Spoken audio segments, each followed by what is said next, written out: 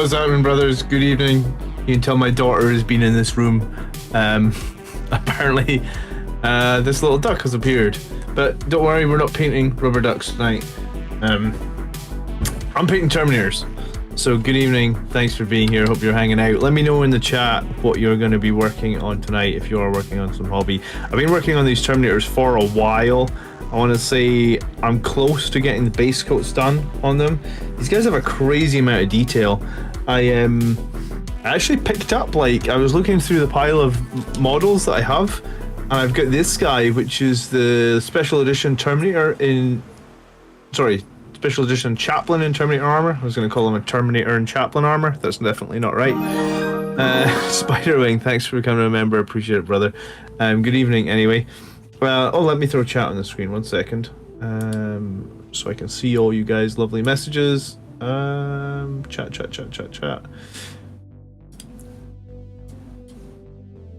Quack, says Spiderwing. Good evening. How you doing? Yeah, so I was thinking about this guy actually. I don't think I'm going to paint him tonight, but I was thinking maybe I need to start running him with like Wiserator and Canticle of Hate more often. I've had this guy for a while. I generally like Chaplains. This is a pretty cool one. This is limited edition Terminator. And I actually picked up like another Firstborn because I was thinking, you know what, maybe this Firstborn squad needs to go up to 6 models, but like I don't know if I can bring myself to start these 2 guys right now when this Terminator squad is halfway done. So they might be next up on the painting table. Good evening, James. James is also working on some Terminators. Marius is greetings from the 13 Legion. I'm working on my 30k Rebute. Oh, cool. I'm not actually super familiar with what Rebute's model looks like in 30k. He's got a two-handed sword, right? Or am I wrong? Good evening, Robert. How you doing? Good evening, Toasty Devil. Dirty Wizard. Nice to see you guys all hanging out. And Adrian's here as well. We got raided last night by another decent-sized channel. One of the guys from Drop Zone TV raided my channel last night, and you know, we got the most subscribers I've seen on the channel in like most subscribers in a single day I've seen in last year actually. So if anyone is ever looking for another 40k channel to check out, then the end of my stream tonight I might link the guy's channel and you can check him out, because it'd be nice to return the favor if anyone is looking for more 40k content on YouTube. So I'm going to start tonight with some lead belcher. These guys have got so much lead or metal to do on them, so lead belcher seems like a good one to start on. And let me know in chat if you are working on hobby, what you're working on. I'm going to be here for about 2 hours tonight. We also are live tomorrow night with our Armulus show, and then we're live on Monday nights as well. We're going to have a battle report against the Snakebite Orcs this Monday. And I think the week after we're going to get the new Eldar Codex on the show as well. So I'm a little bit scared of the new Eldar Codex. It feels like all the new codexes coming out have been really strong. Obviously struggled a lot against Custodes. Felt like we struggled a lot against Tau as well. But we may as well try Eldar, see how we get on against them as well. So roll on Space Marine Codex 2.0. That's what we're waiting for. And I just noticed today, totally random, tonight I'm rocking the old Blood Angels Commander t-shirt. Before we updated the logo, we are going to get some new t-shirts made, so if anyone wants a t-shirt, once we get to 10,000 subscribers, we're going to do t-shirts. Which limited edition Chaplain is this? He came out about maybe a year ago, maybe a year and a half ago or something. He's a Chaplain with... Maybe he's not limited edition, I thought he was. A Chaplain with a combi flamer? I'm sure he was limited edition. I thought he was. Good evening, John. How you doing? I was there when Liam raided you. Liam Dempsey, yeah, very nice guy. I only actually knew, like, I don't subscribe to Drop Zone TV, so I actually only found out about him about a month ago, and then last night I was just randomly looking at like the comment section of my YouTube, and it just started blowing up. Like everyone's sending the same comment because Liam had sent them over here, so that was very cool. Another step towards the 10,000 subscribers, I guess. So Liam, I take it he works with Winters SEO on dropzone.tv, I believe is his site, right? Deployment Zone, sorry. DeploymentZone.tv. Robert's finishing up some Hellblasters. Miguel says, you thought the Custodian Tower scary? Elder are gonna knife your hopes. Okay. I gotta turn the chat. I gotta make chat a little bit bigger. Can I do that? Yeah. Liam's a good guy. You should definitely collab in the future. Do you know what? I'd love to. If he wants to do a collaborative with me, then I would happily do one. Might be even cool to get them on. I was gonna say get them on my channel for a game, but you know, if they're the bigger channel, then I don't actually know how that works. Like, what's the etiquette there? Like, should you get them on the smaller channel for a game, or do you go to the bigger channel and get them for a game? Not sure. I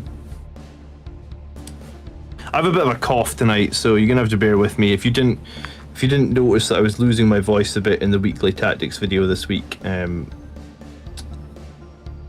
did like COVID tests twice, and it's not COVID. It's just a little bit of a niggle of a cough. I guess that's what happens when you get two young kids, and they're always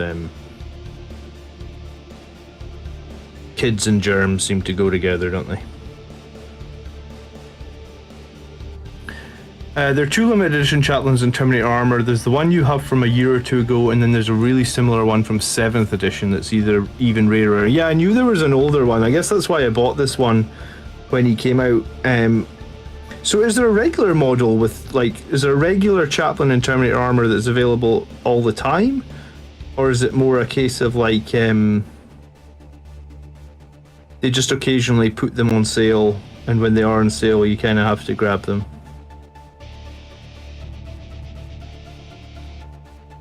I'm gonna have to fix that afterwards. That's those blood drops are difficult to paint round.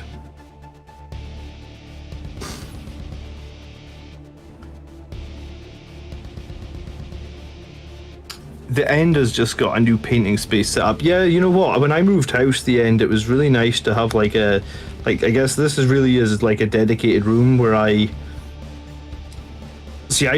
guess I do less painting, and I do like a lot of video stuff in this room, so it was really nice to have like a dedicated space to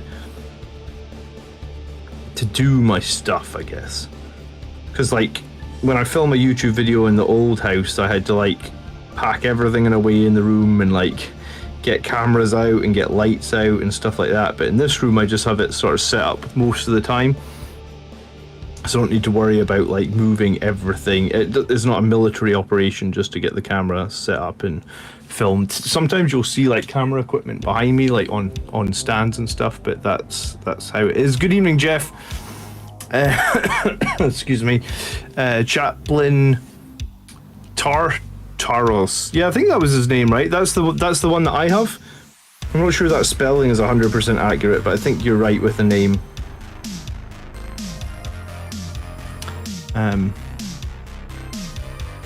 There isn't a chaplain that's available all the time. It's just a limited edition one. Well, I guess that's why I bought this one then. And we don't see chaplains in Terminator armor very much, but like, you know, one of the things that I've been saying in the recent weeks is it's like it's getting harder and harder to win games as Blood Angels, right? Like we gotta really think outside the box, and you know, like I've been using Terminators because like other units haven't been performing so well, and like Terminators with their 3 wounds and additional armor have kept me in a bunch of games more recently. So like, you know, based on that, I guess, I was thinking like maybe we drop down like a bigger Terminator squad, like maybe a 6 or 7 man squad with a chaplain to give the +2 to charge, guaranteed, because we use because we use commanding oratory, right? And then take Icon of the Angel on that chaplain, so the big squad of Terminators get a 7-inch charge that's re-rollable for no CP, and then the chaplain obviously would charge with them as well. And if they survive, and I would think 6 or 7 Terminators charging to anything would probably survive, then you could get some flexibility, and like you could pick I imagine, you know, Litany of Hate in that situation would actually be very good, but like I imagine you could pick another litany, maybe like Mantra of Strength seems like an option, or Yeah, I'm not 100% on the second litany you would take with that chaplain, but it might be an idea. Did you see the fake BAB list? I saw some fake leaks last night about like the balance data slate. Apparently the leaks that came out yesterday were all fake. But like I don't really do, you know, like I saw a few other YouTubers react to them, and like Auspex Tactics put out a video and Tactical Tortoise put out a video. That's not really what I do on this channel. Is like I don't really like jump into the newest news straight away and look at it. If like there was a new Blood Angels Codex or something like that, or if there's new Blood Angels rules, I might jump straight into them. But you know, there's plenty of other people looking at the newest rumors or fakes, fake or unfake rumors. So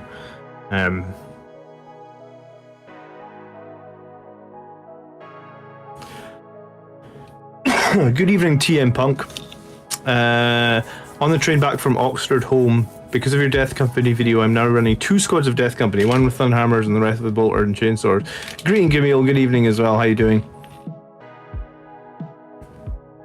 Hopefully Space Marine Codex 2 teased with new models at Adepticon. Yeah, I have no idea if or when we're going to see the Space Marine Codex, but I do really wonder if it is true, like how are they going to balance Space Marines? Because I feel like right now we're in a like very tricky state, you know, like I don't know if they can balance this just purely on points costs, or if they try. Yeah, I'm really unsure how they're gonna what the plan is for it, I guess, right?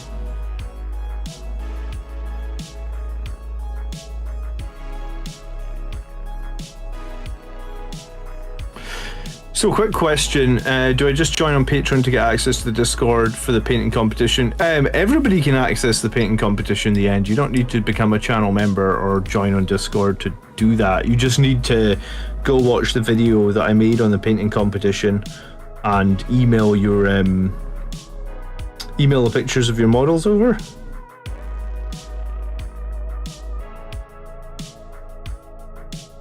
But yeah, I mean, like, to get access to the members only Discord, it is either channel membership or Patreon. But like, you don't, for the competition, there's 2 models I'm giving away. One's going to be given away to members, and one's going to be given away sort of to everybody. So yeah, it's, you know, it's not a stipulation that you must be a member to be to have a chance of winning something. I'm building and collecting 6 Space Marine Hero Terminator Series 2. They molded them in red plastic. Yeah, this guy here, right here, is the Space Marine Series 2, because you can tell by the base that he's standing on. I like them. I mean, they don't have any they don't have any like Blood Angel specific heraldry or anything on them, but I think that, I mean, I still think they're very cool models, and I think I was using that guy as the sergeant because he towers above the other ones, right? Some of these other guys may be conversion bits of Space Marines Heroes 2 as well. I converted a bunch of them and did some Space Marines with like bolters and chain fists from Space Marines Heroes 2 as well. I think sometimes you can still get some of those heroes on eBay as well. So if you haven't got any, I mean, it's a cool way to bump out a Terminator squad, and I do like how unique the models are. Robert says, I think we've seen a small part of it. Yeah, we have seen a small part of it, I guess, with the Gravis fighting styles, which seem like they might be okay. I mean, to me, Gravis armor has other problems over the number of attacks and stuff you get. But, it seems, you know, I don't hate the Gravis fighting styles, I guess. Like, it was nice to see that they at least, yeah, you know, like if you just come out and if he was a Gravis captain with nothing else, people would have been like, well, why do we need another Gravis captain? He's not going to be very strong, he's not going to be very useful, so Gravis fighting styles are something, I guess.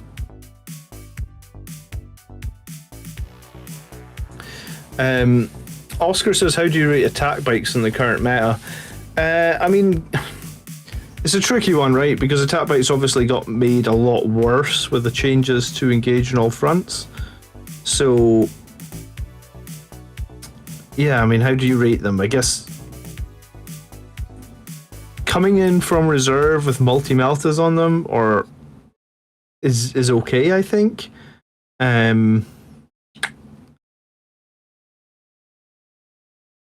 me think for a second. Coming in, yeah, I mean, like, I was going to play attack bikes. I would probably have them as individual units coming in from reserve, just to try and come in half range from enemies and shoot them with like a multi-melta to get the bonus damage for 60 points. It's potentially okay, but like squads of attack bikes, I think they can die too quickly and they're not that survivable even with the Sanguinary Priest. And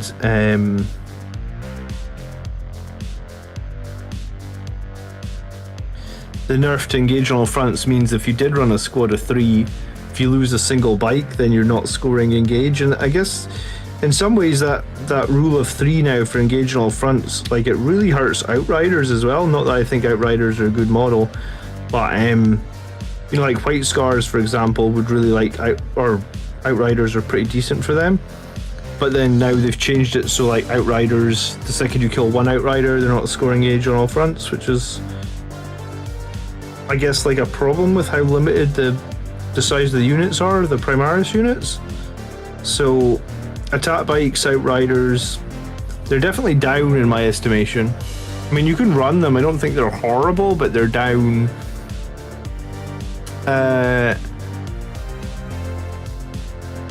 Yeah, you can join Discord as well without being a channel member as well at the end. Just hit up the Discord link.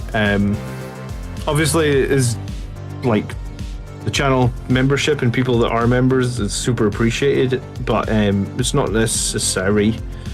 I mean, I'm here doing my thing anyway, right? If you could support the channel, brilliant. If you don't want to support it, you know, support it in other ways, just by watching the video. Watching the videos is great support as well. I appreciate everybody that watches the videos. Is you know, that is really good support as well. YouTube algorithm, like, you know, YouTube algorithm decides if my videos get shown to other people based on if people are watching them. So just watching the videos is great support too, so I appreciate it.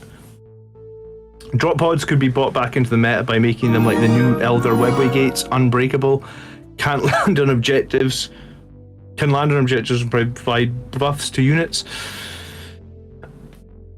Excuse me, this cough. And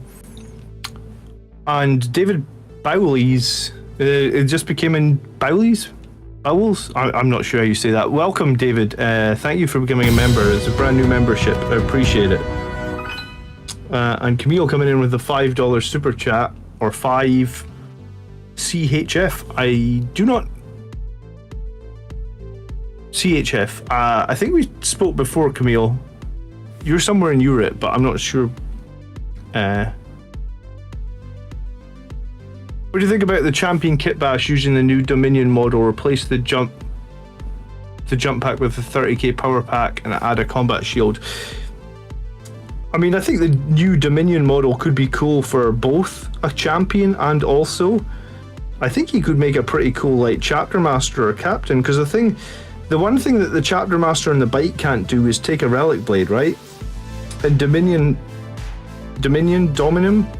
has a relic blade. So I think you could kit bash him into a very cool like chapter master with a relic blade. I guess I was going to say with a sword. Of course, a sword is a relic blade. Wow. Okay, you guys are hitting it hard tonight. Toasty Devil coming in with the membership as well. Thank you so much.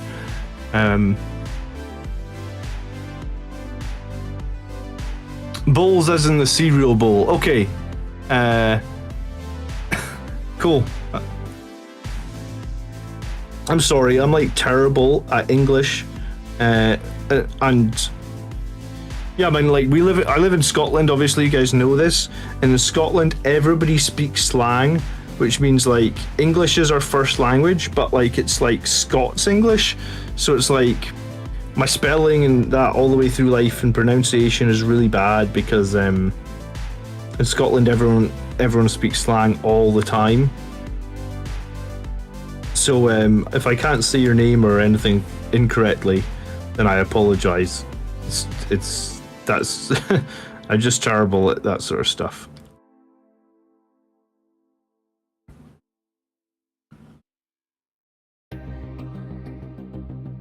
I do love these Terminator models. They're so detailed, though. Swiss francs, CHF. I was going to say, I thought you were in Sweden. Sweden and Switzerland. They're reasonably close together, right? What do you think of an 8-man Terminator squad used in a Land Raider Crusader? I mean, I've been thinking about buying a new I have a Crusader and I have the regular Land Raider. I've been thinking about getting the Protoss, because the Protoss has the invulnerable save. You can put less units in it, but it has the invulnerable save. It's only a 5 up in Van. It makes me wonder, now that you mention it, like a Crusader with just 8 Terminators in it. That's pretty fucking scary. Spiderwing's the Swedish one. I thought you wrote I love Scotch, David, and I was thinking of that scene from Anchorman where he's like, I love Scotch, Scotchy Scotch Scotch, here it goes down into my belly. And I actually do love Scotch. Sometimes on stream we'll have some Scotch, but like, I'm kind of like the guy from Anchorman. I either have one Scotch or I have all the Scotch. There's no in between for me.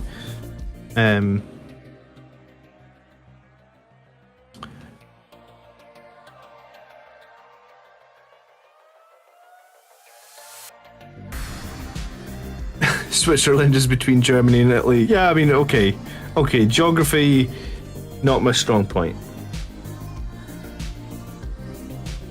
But no, thank you so much for the Swiss francs. I've never actually been to Switzerland. I've been to a lot of countries in Europe. For a while there, every single summer I tried to go to a different European country. Like maybe in the beginning of like 2010 through like 2015.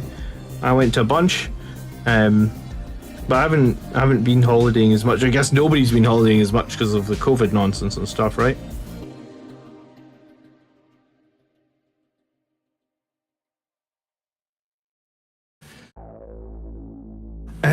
But yeah, 8 Terminators. I mean, I'm more on board with Terminators. Actually, do you know what? If you're going to put 8 inside a Land Raider, why wouldn't maybe put 7 in like a Primar? Oh, you can't put a Primaris Apothecary in there. Okay, what about 7 in a Sanguinary Priest?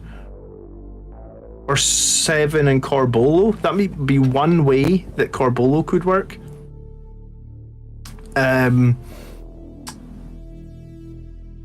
The Achilles is a good Land Raider. Yeah, the Achilles has been out of production. Like, you can't buy it on Forge World for like over a year at this point, because I looked at an Achilles at the start of 9th edition and they just don't have Achilleses in stock.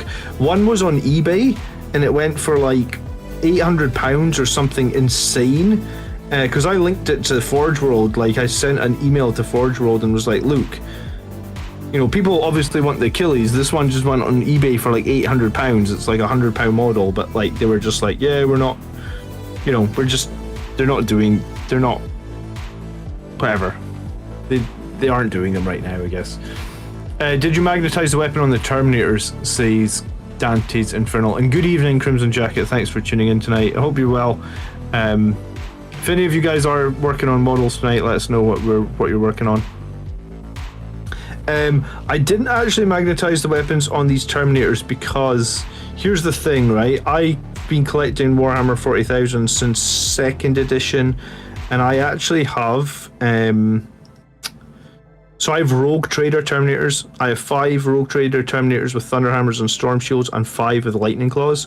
Then in terms of like Blood Angels Terminators, I have like another 8 Blood Angels Terminators with Thunderhammers and like another 7 with Lightning Claws. I have 2 Terminator Ancients, both with one with Thunderhammer, one with Lightning Claws. So it's like, because I've been collecting so long, and for whatever reason I just kept buying more I have no idea why I have like 50 Terminators, honestly. I have like 50 Terminators and I have no I have no relic Terminators or Cataphracti Terminators, but I have like 10. So I have like 10 squads of Firstborn Terminators and Rogue Trader Terminators. So no, I didn't magnetize the weapons on these. I do think magnets, if money is an issue and you're going to be playing competitively, then magnets are your best friend, yes.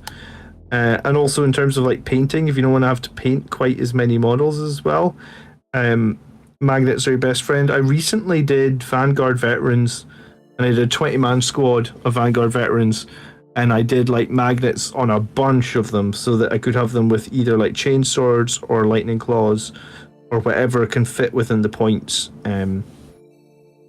So yeah, no, magnets are your greatest friend if you don't want to be forever trying to keep up with the meta or whatever you want to call it. But I get so many Terminators, I didn't magnetize these. Excuse me. Foz, if you ever have Canada, the first beer or scotch is on me. I've wanted to go to Canada as well, actually. You know that? I feel like what's going to happen is my life will pass me by and I will not be able to go to all the places that I would like to visit because now with kids and stuff, it's less realistic, you know. I guess you decide at some point in your life if you want to have money and do things or if you want to have kids. And I chose kids. But I mean, I love my kids, so there's that, right? But yeah, I thought 1 year I'd maybe try and get out to the LVO in Las Vegas. I know that we have a few people in here that like go to LVO every year. But I don't know when that would be. When the kids when they're a bit older and we can like get proper babysitting for them and stuff like that. Foz is assembling some Vanguard veterans. Sean is working on a Contemptor Dread. Adam already has an Achilles painted up. He's a show off, Adam. And Spiderwing is building Blade Guard veterans. There's some rather nice models in Cults 3D, by the way. If you seek a Terminator chaplain, his name is Rick. There is some really nice third-party stuff out there. I guess you just have to be smart. Like, you obviously can't use the third-party stuff at official Games Workshop tournaments.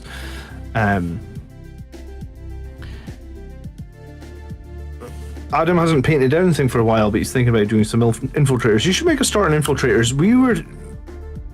We film the podcast that I do every Thursday, and then it comes out the following Thursday. So we've actually filmed the Elder episode. It's just not aired yet. And the Elder episode will be coming out this Thursday. And we actually, in the Elder episode, are going to talk about how we think infiltrators are actually going to be. You might see more infiltrators. Look at that new Eldar Webway gate, where they can just bring down those deep strikers basically anywhere in the middle of the map and probably cause massive damage. So squad of infiltrators deploying into concealed position somewhere near that Webway gate is actually going to render the Webway gate completely useless, right? Because they have that 12-inch denial bubble. If you get them within 3 inches of the Webway gate, then nothing can come out the gate, right? Because their 12 inches will sort of overlap the Webway gate's 9-inch bubble of deep strike. So I haven't run infiltrators now in like 6 months, but maybe a squad of infiltrators coming back is going to be important. Wait till the kids are teens, said David. Yeah, I mean, at least when they're teens, we're not going to have to deal with crying all the time, I guess. That's something. Jack Hawkster says, thank you for the stream. Fun to see Terminators are competitive. Always been one of my favorites for the $10 US. Thank you so much, Jack. I appreciate it. Yeah, I'm going to keep running these Terminators. I know that there's some people that are kind of against them, but I have been considering, like, could you run Terminators alongside Blade Guard veterans? Like, is there an army list that could that could have both? But I was on Battlescribe earlier today playing around, and that's why I like looked out that Terminator chaplain. I was like, do you know what? It's getting so difficult to win some of the games as Blood Angels. So I was actually thinking, like, maybe we just go with like a Terminator chaplain, because I typically always deep strike 2 or 3 units, right? Like, I usually deep strike a squad of assault intercessors, or reserve them rather, I usually like to deep strike maybe a squad of my Terminators, because Terminators are way too fucking slow to move across the map. And then, depending on the map and the enemy and stuff, sometimes I'll deep strike like a squad of Sanguinary Guard. So if I'm going to deep strike 3 units every game, or most games, I would like to not have to deep strike as much stuff, but I feel like in Blood Angels it's so difficult to win now. You can't afford to have your models on the board getting killed. They need to be in combat. They need to be getting across the board. So if that's something that I'm considering doing, I was really thinking that might be a good idea to just start running the Chaplain with Canticle of Hate for the 7-inch charge plus plus Icon of the Angel. So just 7-inch rerollable charge. If you place that Chaplain really cleverly, you could also even like reserve up a Dreadnought or something. Get the Dreadnought and the Terminators to have that 7-inch rerollable charge. I like Blood Angels Dreadnoughts in close combat a lot. Could be a Librarian Dreadnought. Could reserve a Librarian Dreadnought, could be a possibility. I did actually think about that after like seeing that Redemptors went up so many points. And personally, I don't know if I agree with Redemptors being 190 points for considering they have no invulnerable save. Like, I think that's a huge weakness on the Redemptors, especially now that there's so much D3 plus 3 damage kicking around, right? How do you keep Redemptors alive if you go second? And like, you know, against like Custodes, they've got like 12 bikes and each bike is D3 plus 3. It's nuts. Have you seen the new Warhammer Space Marine armor animation trailer? I would love it if they did a 40k animation. I saw the Space Marine getting his armor put on him this week. Yeah, it reminded me a lot of like StarCraft 2, and I think it's kind of strange. Like, the vibe on the internet has been like, some people have been really positive about it and some people have been really negative about it. I don't really understand what there is to be negative about. I would like to see, the only thing I would say that, and maybe in some ways this is negative, is like, I pay for Warhammer Plus, right? And I would like to see like longer content, because I enjoyed the Blood Angels show, or the episodes that I've watched. I actually need to finish up watching it. But you know, episodes or stuff like this, it's only like 5-10 minutes. It just feels like, you know, like I'm just settling in. I want to watch like a half hour or 45 minutes. You know, like what Disney are doing, right? You know, like, have you heard about a group of Scottish guys and a 60-year-old going to Ukraine to fight? I'm going to try and stay away a little bit from politics and the war, if possible, in the stream, Camille, because, like, I get that people are very passionate about it. And you know what? I'm passionate about it as well. I think that, like, destroying, like, children's hospitals in war is just crazy. Like, I just hate it. But, yeah, as much as I would like to talk about it, I mean, if you want to talk to me about it, we could talk on like Discord and stuff, but I'm going to keep it out of the stream if that's okay. But like, I don't agree with the war at all. I just don't want to get into it, because we could talk about it all night. Excuse me. Alright, Stephen says, sorry, just signed on. What was the final date of the painting competition? I was going to announce the final date tomorrow, Stephen. I was probably going to say that the deadline was like Tuesday or Wednesday this week. Unless someone comes to me before tomorrow and says, John, I'm really working hard to get this entry finished for the painting competition, and it's not going to be ready till, let's say, Thursday or Friday. Do you mind making it an extra day or two? Then it's going to end on like Tuesday or Wednesday this week. Is going to be the cut-offs for submissions. And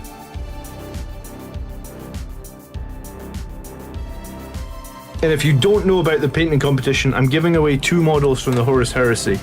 The Redemptor hike was insane. Yeah, I'm not sure about the Redemptor hike. It was kind of insane. I've got 2 boxes. Horus Heresy, Special Edition Blood Angels. Here they go. Blood Angels Chapter Master Alderons. This is not a toy, by the way, just so you know. It's definitely not a toy. I get 2 of them, and we'll be giving them away. I mean, you've got a few more days to enter the painting competition. You can find details about it on the community tab. If you haven't entered a model yet, then you are really running out of time, because there's only a few more days. Have you had a chance to see it? Do you know what? I'm way behind Angels of Death. I was enjoying it. I've watched the first 3 Marius. I plan on watching it all. I keep saying to my wife, let's watch Angels of Death, and then for whatever reason, we keep getting into something else. I'm gonna try and make it like a priority in the next couple of weeks to finish it up. And I was doing a video series, like almost like a reaction series on Angels of Death, and yeah, I mean, I liked making the videos. I liked watching it. I think it came out like, I think the series got interrupted because like we got some bad news about like well, you guys all know the drama that I went through with my son, how he had to be in hospital for like a few weeks after he was born. He's doing really, really well now. We think he's maybe almost recovered. But yeah, so there was like, because of that, like my headspace was just all over the place, and I kind of fell off doing those videos for whatever reason.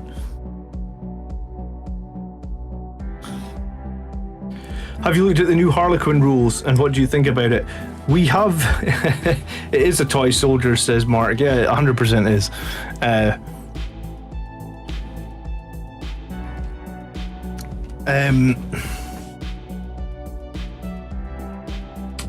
Benno, I don't know if you were here earlier, but we filmed this week's, or it'll be coming out like Thursday it'll be coming out Thursday the 17th. We've done a book about the Eldar. Sorry, we've done a podcast episode about Eldar, and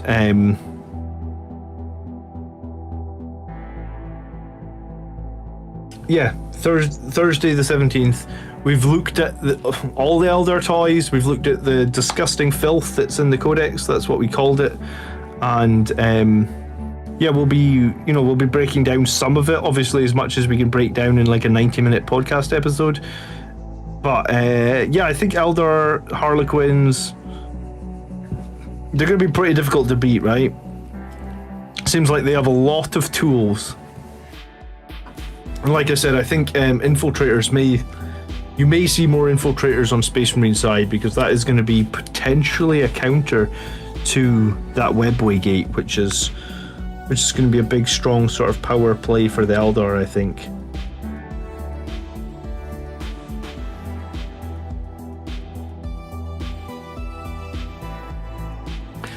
Foz says, I'm going to miss the deadline, but a couple of days will matter. I'll join in the next competition if there's one. Yeah, absolutely. If you're going to miss this one, Foz, I mean, I guess try not to be too upset about it, and just you can take some photos of your model and you can have it ready for the next one, right?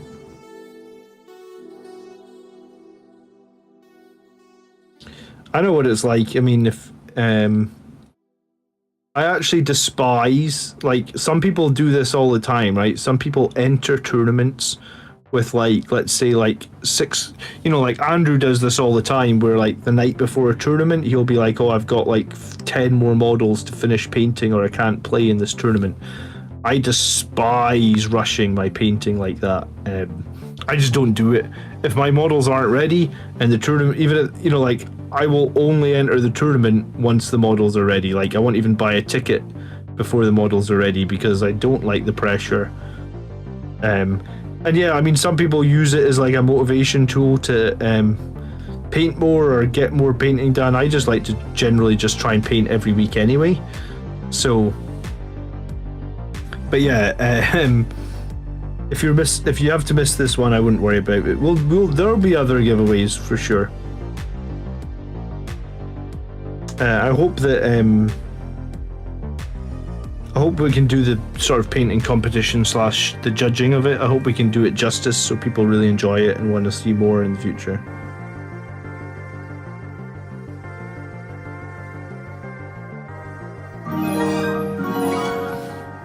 Marius, thank you.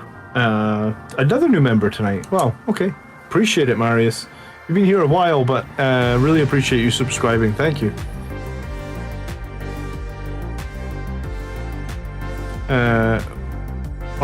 I'll say it once, fully out in tune, the Elder are going to be one true hyper-dominant army. We'll see. I think they have a lot, I think they do have a lot of strong stuff, right? It definitely doesn't seem like they've pulled any punches on that book.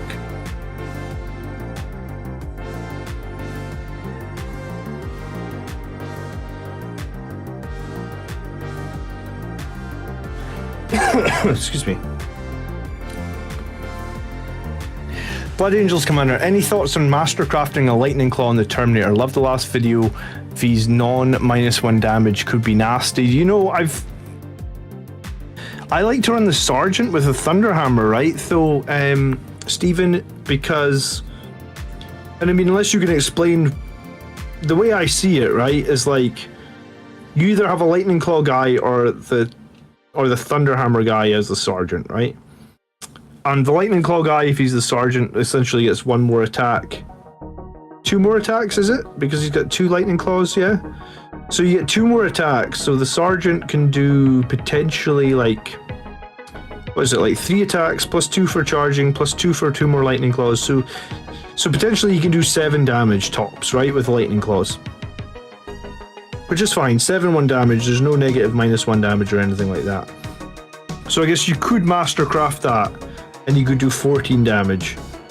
But I guess against those nasty -1 damage enemies, it's still 7, right? If the Sergeant has the Thunderhammer, then he gets his 3 attacks plus 2 for charging, that's 5. 3 attacks plus 2 for charging, that's 5. And he can do 3 damage per hit. So he can do 15 damage. If he comes up against those -1 damage enemies, he does 10. But that's before you mastercraft it. Oh, Terminators look good, says Steve West, for coming in with a $5. Thank you, Stephen. Appreciate it. This has been a great stream tonight. You guys have been very generous. I really appreciate it. Thank you.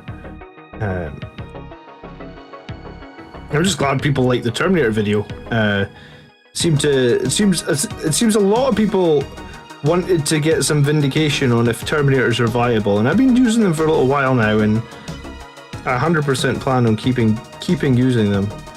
I think we can make, you know, it's tough out there, right? The 41st millennium is scary right now, but Terminators are a way to maybe help us compete a little bit better. Yeah, so if you mastercraft the Thunderhammer, then you get 5 attacks, each doing 4 damage. That gives you potentially 20 damage. And on a -1 damage enemy, it's still 15 damage. So that's, if it was me, I would have the Sergeant with a Thunderhammer and mastercraft the Thunderhammer, right? And someone actually said in the comments to me this week that, like, you can't make Thunderhammers hit on 2s, because you can only change them by +1. But you can make Thunderhammers hit on 2s, because remember, Thunderhammers, like, Terminators normally hit on 3s, right? So they normally hit on 3s.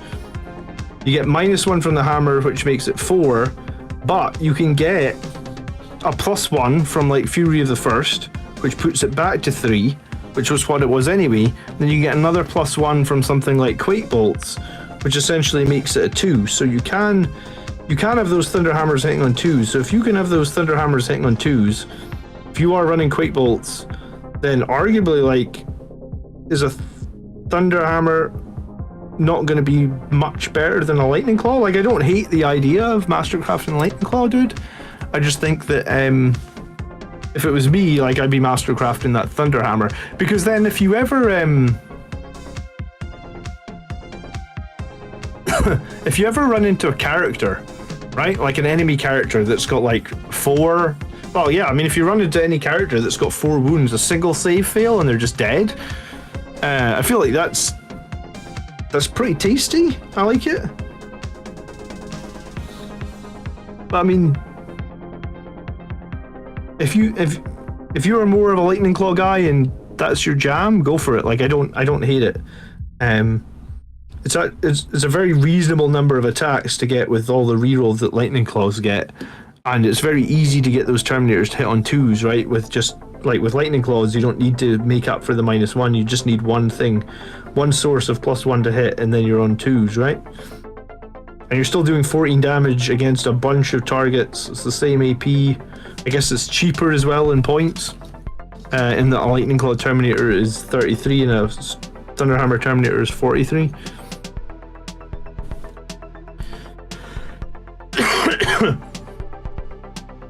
The restriction is just no more than +or-1 from the stat line. Yeah, exactly. 100% Adam, you're right. So yeah, you can have the Terminator Thunderhammers hitting on 2s. And I think hitting on 2s, I mean, I think it's quite tasty. I like my Thunderhammer Terminators a lot. Like I said, I just brought this guy out of the cupboard because I was like, fuck, maybe I need to get number 6 ready. Someone in my comments actually this week said that they were running 4 with Thunderhammers and 2 with Lightning Claws and a Priest, and they were saying that they were doing surprisingly well. Yeah, the Terminator models are just dope as well, aren't they? They're so cool. I like my Blade Guard veterans, I really do, but I think I prefer the Terminators.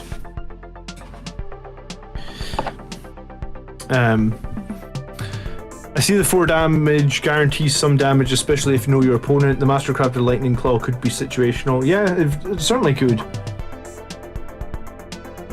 I just always think that with the Terminator, if you've only got one of them left, do you prefer the Thunderhammer? I mean, I guess I do. But,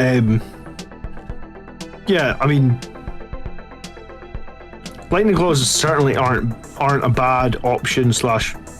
Yeah, they're just not a bad option at all.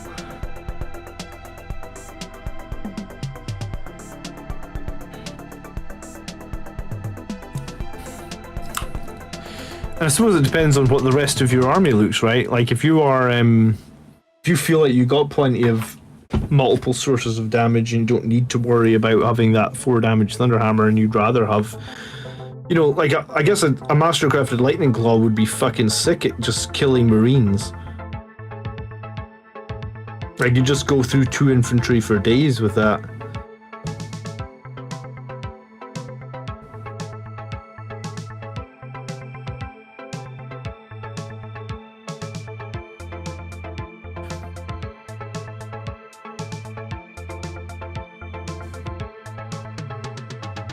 But yeah, I mean, I am sort of tempted to paint more Terminators after this batch, but I think I'm gonna... I think I might actually finish a squad of Eliminators, you know that? Because, like, I have a squad of Eliminators that are sort of, like, half painted, I want to say. And, I don't know about Dreadnoughts. Like... Redemptors are getting to a point where, like, I feel like Redemptors may be too expensive to run anymore. Like, unless you're maybe like Black Templars or something and you can get that like 5-up invulnerable save on them. Or I suppose like Iron Hands and you got like your 6-up shrug on them. Are Redemptors good for Blood Angels at 190 points? It's sort of starting to push them into the region where I'm like, man, those are so expensive. I mean, at 190 points, they're literally 5 Terminators, like, because 5 Terminators with well, I mean, if you put the rocket pods on them, I think they're 195 points exactly, right? Which is 5 Terminators, 3 with Thunderhammers, 2 with Lightning Claws, and yeah, I mean, it's tough, isn't it? Which one do you like better, the Judiciar or the Company Champion? I have both and can't fit both in. Probably the Judiciar. I mean, I played the Judiciar a lot. At the start of this edition, I used him a lot. Timber Mortis is legitimately a great ability. It means, like, technically you can kind of drop the Whirlwind if you have it. your Judicar play his positioning needs to be on point if you're going to do that, I guess. But I do think that the Judiciar is a great model. He's reasonably decent at damaging as well, because he's got like, I think he's got a strength 7 sword. So strength 7 sword with +1 to wound is really strong, and he does mortal wounds when you roll 6s. I think it's a -3 2 damage sword as well.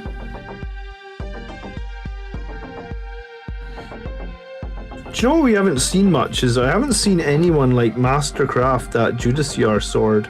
That would actually be legit too. But maybe it's because the Judiciar doesn't have an invulnerable save out with combat, right? But I mean, like, the thing about a Judiciar is, like, you're gonna play him with a combat unit. Like, he's a prime guy for, like, following a group of, like, Blade Guard around the map or something like that, right? The Company Champion isn't bad at all. I just think that, like, the Company Champion, I guess, is more like one-dimensional, right? Like, you're just using him to try and get a boatload of attacks off and kill something. Whereas the Judiciar is making your enemy think, like, maybe I can't make this charge. If I do, I'm going to be fighting last. I think he just brings a little bit more to the table in terms of that. And I guess that's probably why I run, like, a Chapter Master now over, like, Jump. Because last edition I ran a bunch of Smash Captains. You know, when Smash Captains were like was it 129 points a Smash Captain? You could basically have them with like a Jump Pack, a Storm Shield, and a Thunder Hammer. When they were 129 points, I think, for a while. You know, you just ran a bunch of Smash Captains, and you were like, well, if they die, it's fine, because, you know, I'm running a couple of them. It's not a problem. I kind of feel a little bit like that's what the Company Veteran's going to bring. Like, he's going to bring a bunch of damage, but then that's it, I guess, and you're just hoping that damage is good enough.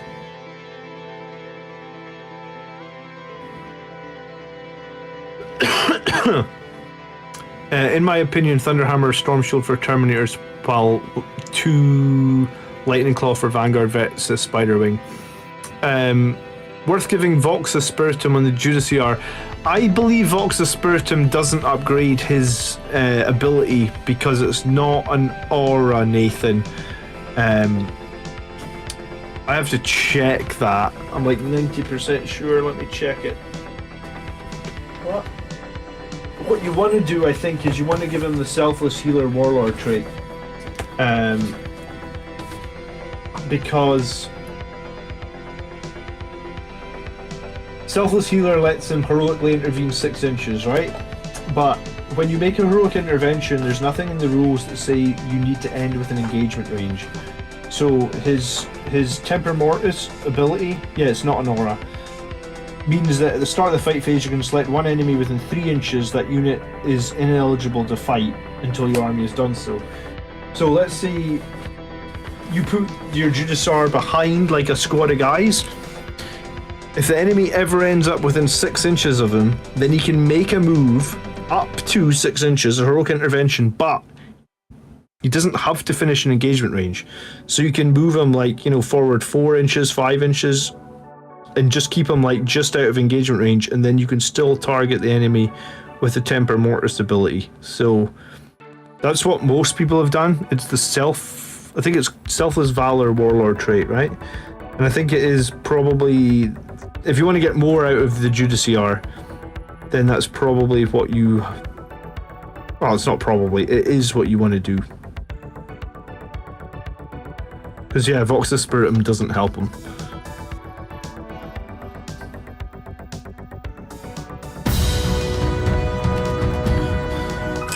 Dirty Wizard coming in with 179. That's a bit of a random number, but okay. Thank you, Dirty Wizard, for the super chat. I appreciate it. Have you ever considered using a Terrax pattern termite? I have a list of things that I was going to be buying in the next year, and the Terrax is on there for sure. I think the Terrax is so fucking scary in melee. Like, it just does so much damage, and with the extra attacks Blood Angels get, like, it's just insanely scary. The problem is, like, I don't really have any good units to put inside the Terrax, in that, like, most of my Death Company have jump packs. I have some company veterans. So I may need to get, like, another squad so I can put something exciting inside it. But no, I like the Terrax. I think it's it's fire. Like, now that Dreadnoughts are nerfed, essentially. Nerfed to almost unplayableness, the Redemptors, which is real sad because I've got fucking 3 of them and they're all painted. But 179 is the default for Super Chat. Okay, I did not know that. I thought $5 was the default, but maybe pound-dollar conversion, random. Anyway, but yeah, no, the Terrax, is basically the same price as a Redemptor now, right? And if you think of the advantages it gives you, it basically lets you deep strike anything 9 inches away. It's got, like, that meltagun that's like a 5-shot meltagun. I forget what it's called. It's basically just a 5-shot meltagun. It's got some Volkites on it, so that's some mortal wounds potentially. And then on the charge, it's horrific. It's stronger in the charge than a Redemptor Dreadnought, right? 1 less attack, but, like, its weapons are, like, is it not D3 plus 6 or something, or normally it's D3 plus 3. I think it's D3 plus 6. Toasty Devil says, honestly, I've put some stuff onto my list for the fluff as well as the cool factor. Vindicator Laser Destroyer. Vindicator Laser Destroyer is on my list as well. It's very cool. It's a cool model. It does potentially a ton of damage. I think if I was going to run, it is one of the things that's actually on my to-do list as well, or my Forge World wish list. I like the Leviathan plus 2 Ironclads, 1 CP, and the Leviathan is a 5-up Ironclads with natural T8 and not profiled. Do you know what? I've been looking at Ironclads for years, Adam, and I've never got around to them, but maybe I do need to get some Ironclads. This is my dilemma, right? Like, if Space Marines aren't in a great place, then Space Marines aren't in a great place, but, like, I'm constantly buying Space Marine stuff. How the hell do I ever get a chance to start another army? And I actually emailed Games Workshop this week complaining about the state of balance and, like, you know, are they looking at the Blood Angels? My daughter just woke up. I have to be right back. Thank you so much for the $20, Spiderwing. We'll talk in a sec.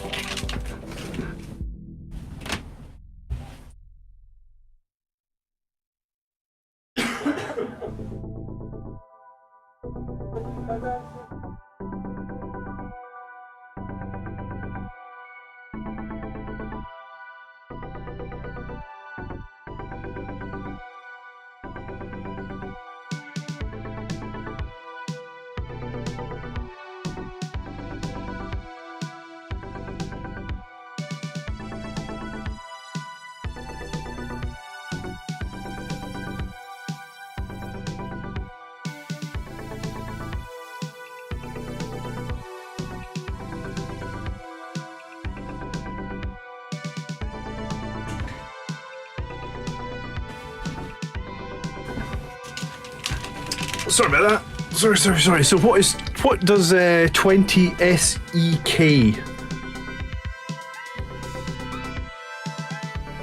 That's Swedish krona? It can't be. It must be krona. It can't be the beer like coronavirus. But I appreciate it nonetheless, Spiderwing. Thank you so much.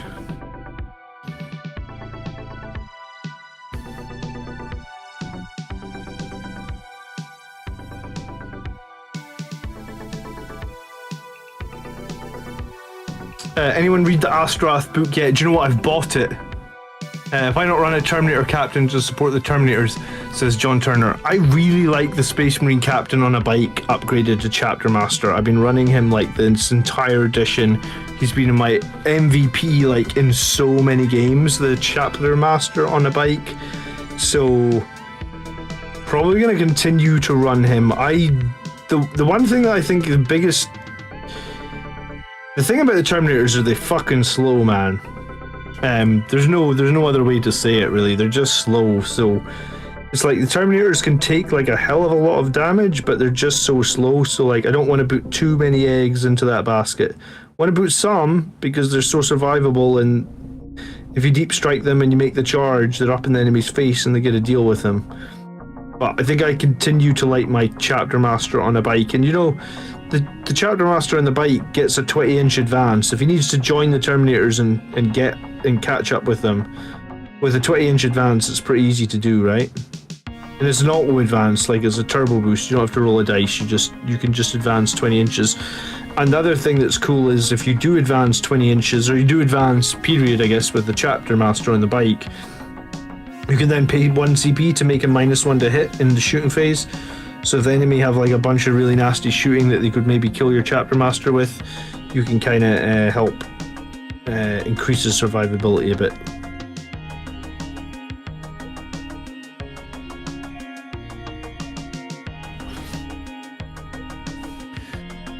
So yeah, I am in the middle of finishing another book. Probably going to finish it this month, I guess. I usually get through like a book a month. So maybe my next book on my list to read will be Astaroth. I might do a review on the book as well. I haven't done any book reviews yet on the channel, but I might do a review so people can decide whether or not, if they haven't picked it up, they can pick it if they want to pick it up, you know?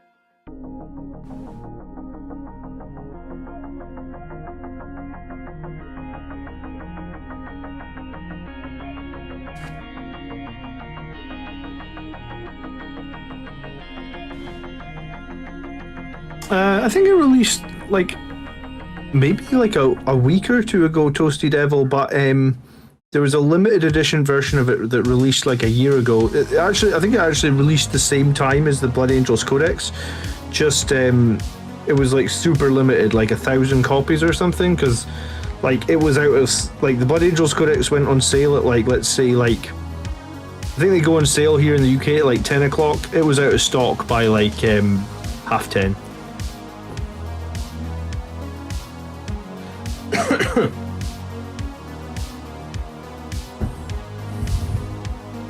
Yeah, so Mark's had it for a while, I guess. Any thoughts on Eliminator squad? I just bought one and wondering what to equip them with. 1 bolt sniper and 2 las fusel is a good option.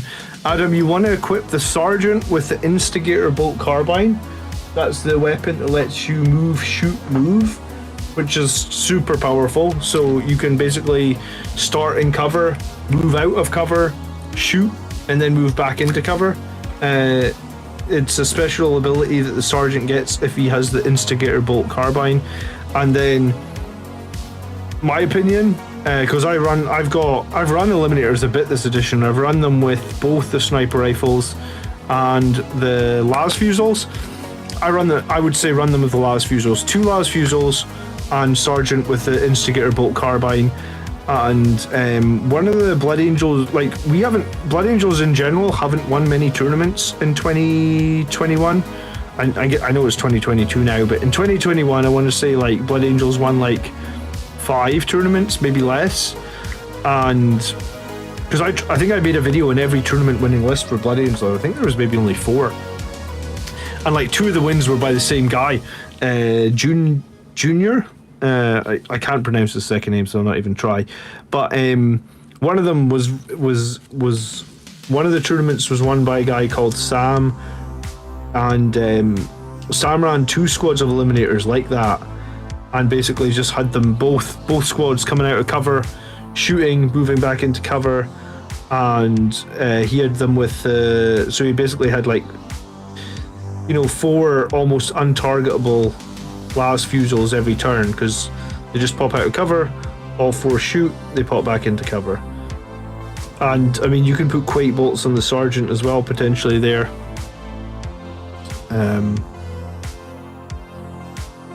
I have the chaplain on the bike and the captain and Terminator armor still in the sprue, sadly, alas, of Firstborn Classic captains, but no bike captain. Yeah, I mean, the bike captain was out of print, John, for years. I actually had to make my own bike captain, and I did it by buying, like, just a regular attack bike, you know, or I actually bought one of the, like, what's that, the magazine, Imperium? It used to be called Conquest last time around. I think it's called Imperium this time. So I just bought like a regular one bike on eBay, which was like on the blue plastic. I built the bike and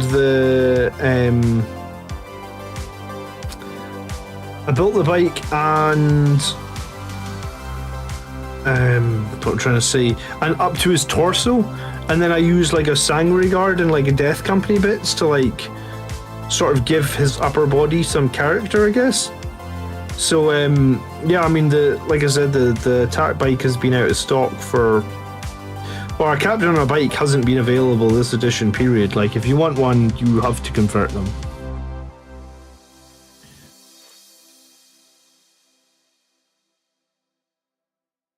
It also lets them auspex scan and then run away. Can they move after auspex scanning? Really? Just about to glue my Vanguard veterans, 3 Thunderhammers, 1 on the Sergeant, and 2 Lightning Claws with Storm Shields. Is that good? I mean, it is good, but who knows what changes in a future edition, Foz. So if you're not familiar with doing magnets, I would get familiar with them, because that can come back to bite you when they'll change Lightning Claws, they'll put them up in points, and you'll be like, fuck, I wish these were just chain swords now or something. But as it stands, so I built 10 Vanguard veterans, and I built 3 with chain swords and storm shields, 3 with lightning claws and storm shields, 3 with thunderhammers and storm shields, and I actually built my sergeant with a relic blade and a storm shield. And then after like playing a couple of games, I then realized, like, damn it, I want more guys with lightning claws and storm shields. I also want a sergeant with a relic blade and an infernal pistol, because you guys know that I love infernal pistols. So I then bought another 10, and for the second 10 I made that sergeant and I magnetized all the rest. So I've got basically like lightning claws that can just be swapped out on all the other guys. So I did it the wrong way and ended up basically buying 20 Vanguard veterans, where I could have probably done it cheaper, or I could have definitely done it I could have definitely done less if I'd used magnets, but what you've said sounds like a good start.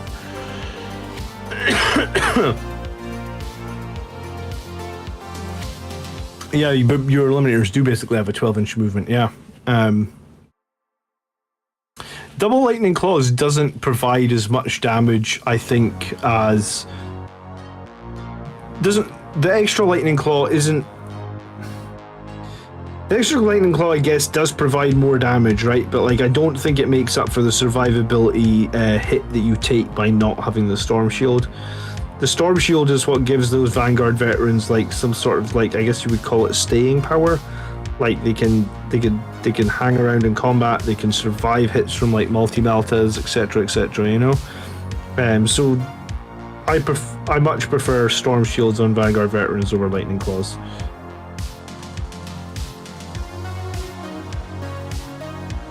Or over double Lightning Claws, sorry, let me say that correctly.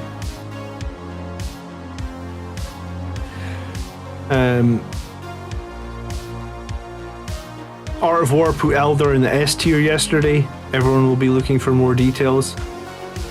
Yeah, I mean, well, I'm not going to be covering Eldar per se on this channel, but as Mark just said in chat, our podcast is almost at 500 subscribers now.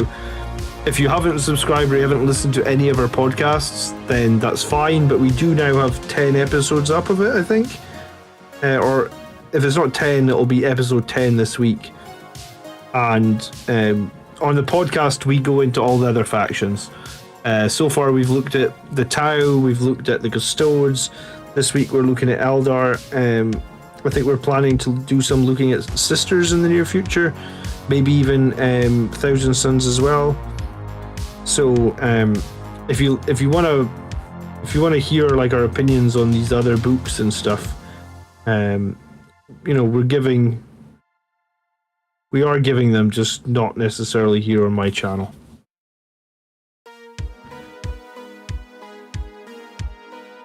Don't even mention double lightning claws going up in points. I don't think Space Marines should be worried about things going up in points. If anything, things should be coming down in points. Like, we are in a... With the Codex creep we've seen this edition, we are in a tough place. Steve says, starting a game at my local game store. Catch the rest of the video later. Thanks for watching, hanging out, Steve. Appreciate the super chat. Really appreciate it. Auspex scans mean you can shoot as if it's your shooting phase. Unlike Overwatch, you can actually use any rules that apply. I did not know that, Lawrence. Interesting. Thank you for pointing that out. Huh. So, what's the actual wording on the Eliminator say? It just says, like, after this model is shot, it can make a move. Does it?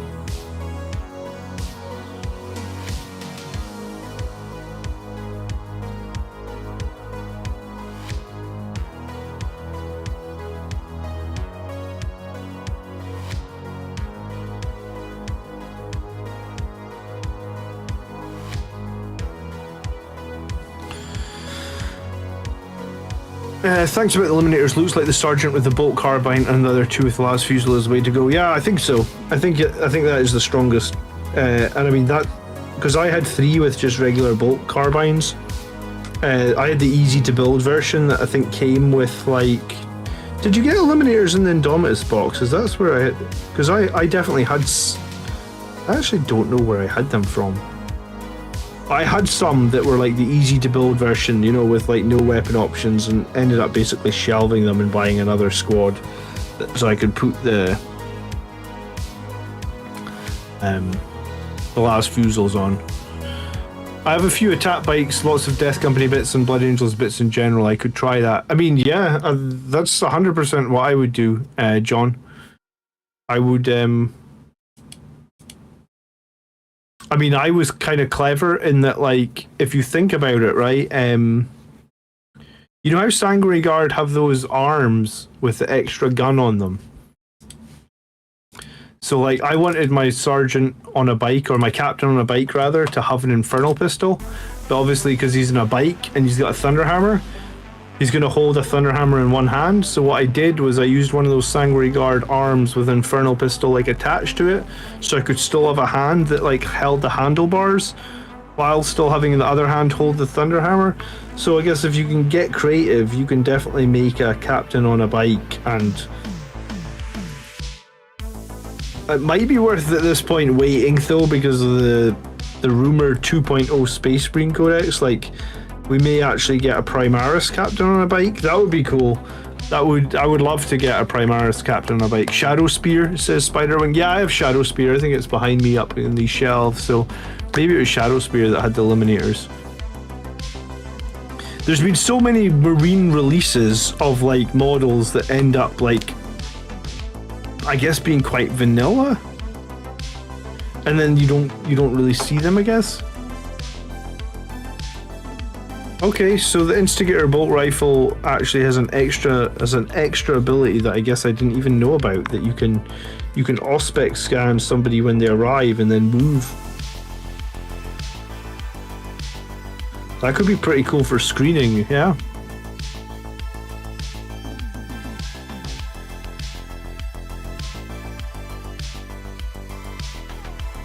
Interesting. It's quite a niche play though. Eliminators can only ever be 3 models, right? You could never have a big squad of Eliminators, because Auspex scan is like 2 CP, right? It's not cheap. I often find, like, as a Blood Angels player, we don't have the best units for Auspex scanning. Like, maybe Sanguinary Guard can do something, but only if it's like T4 or less. The second it gets to like T5, Auspex scan just feels kind of worthless.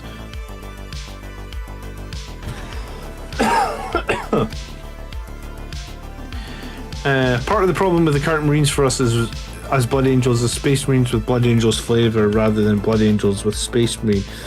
Yeah, I mean, I guess that's a valid criticism, right?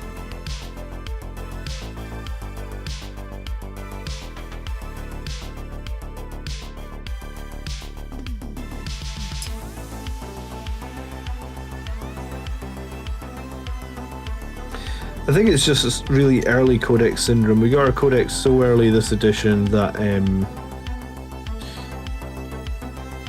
sure we're going to get some upgrades soonish.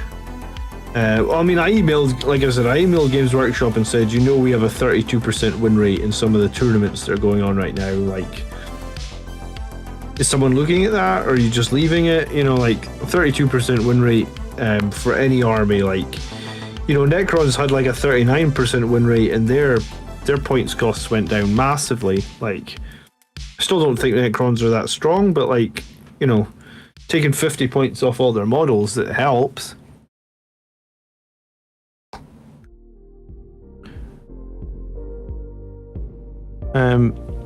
I think Adam just means that like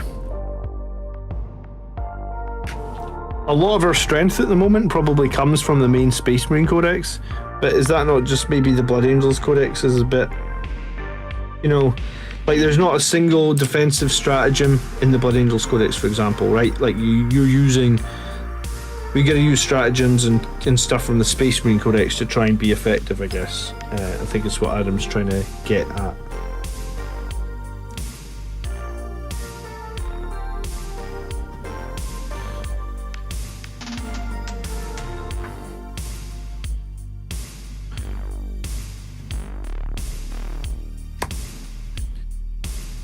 Yeah, suppressors are a weird one, Toasty Devil. I tried them a bunch of times.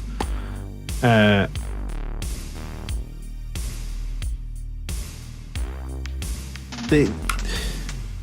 really probably need their gun to not be heavy.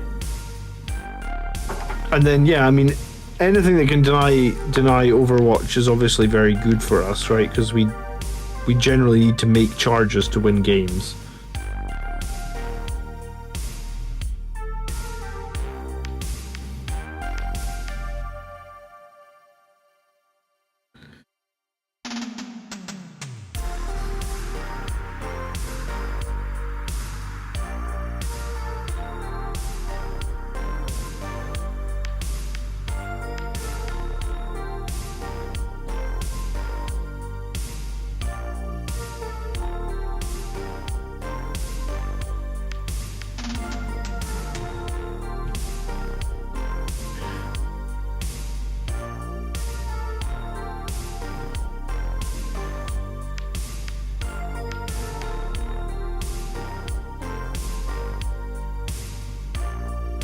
Yeah, every time I look at these Terminators, I'm like, I see new bits of the model that need paint, and I'm like, I'm still doing base coats like 20 hours on or something. It's ridiculous. I saw somebody has entered like a killer squad of these in the painting tournament, because I've been flicking through the emails to the painting tournament, and like someone has done like what? Yeah, I'm not. The person who's done them is probably in the chat. I can't remember exactly who it is that's done them, and maybe we shouldn't tell you who's done them because I want the judges to be sort of judging it semi-blind. But yeah, someone's done like a killer squad of these firstborn Terminators for this painting competition. There seems to be like quite a lot of really good entries, so it should be fun.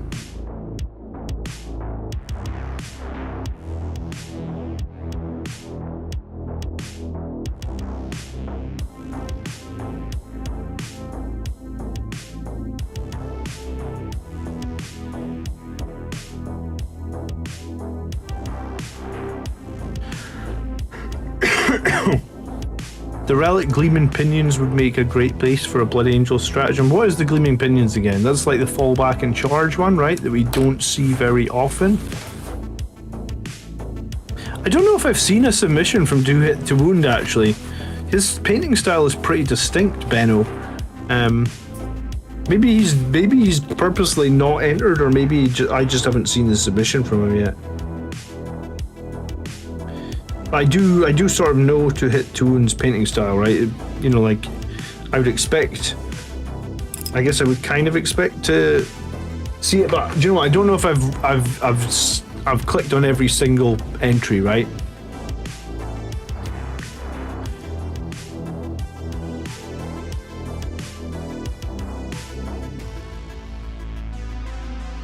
I'm surprised you guys even remember the rules back in like 2nd and 3rd edition. I remember a few of the rules, but like what I also remember is games literally took days.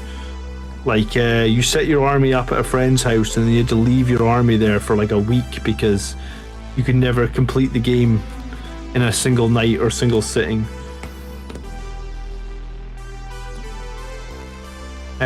Tau can stack -4 to charge. How do they stack -4? I know that they can do that stratagem to get -2, right? How are they stacking -4, Dave? I mean, I've played against new Tau just twice. I actually won one of the games and lost one, but both games were super stressful, I guess. And the game I lost. Like the game I won, I scraped it, and the game I lost, I got crushed.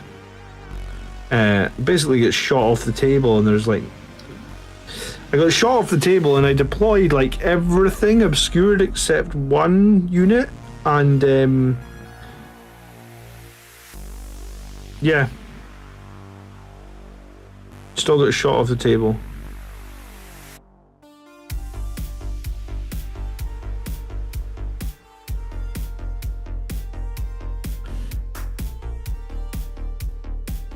What do you guys think about the gun that Tau have that's -4 to leadership? Because that was the thing that got me. It's like, it's an airburster cannon, so it's like indirect fire.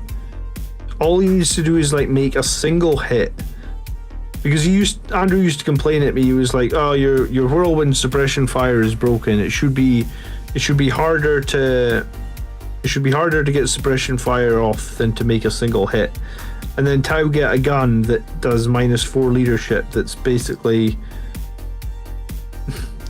if you were smart as a Tau player, and you you know, always purposely shoot that last in each turn or whatever, and you shoot at any squad that's taking a casualty or something, like they're just failing leadership, right?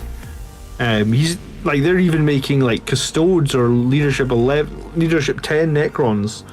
All of a sudden, like, you know, you kill 3 Necron warriors, you hit them with that, and all of a sudden Necrons are failing leadership on like a 4-up.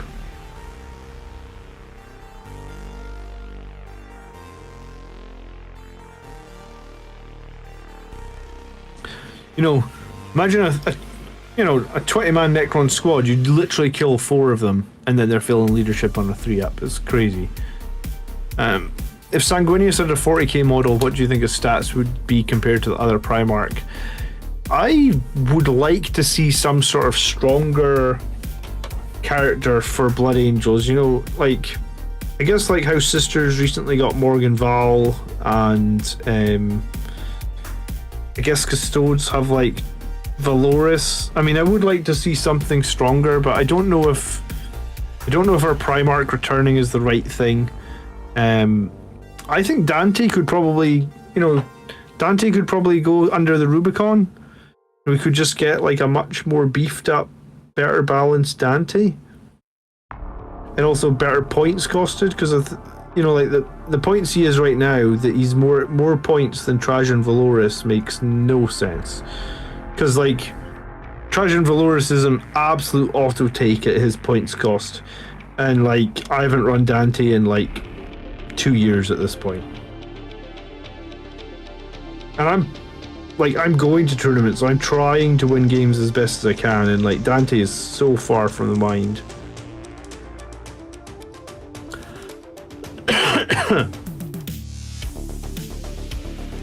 A good idea for bodyguards: wounds are allocated on them instead, regardless of line of sight. I think the bodyguard rule maybe needs some sort of tweak, Dave. I don't know what the tweak is, but this sort of like daisy chaining characters, like Sisters can do it with like Celestine, right? You can have Celestine 2 inches from like one of her protectors, 2 inches from another protector, that's then 2 inches from a bodyguard. So potentially like Celestine can be almost like 10 inches away from the bodyguard and be untargetable. I'm not sure how I feel about that.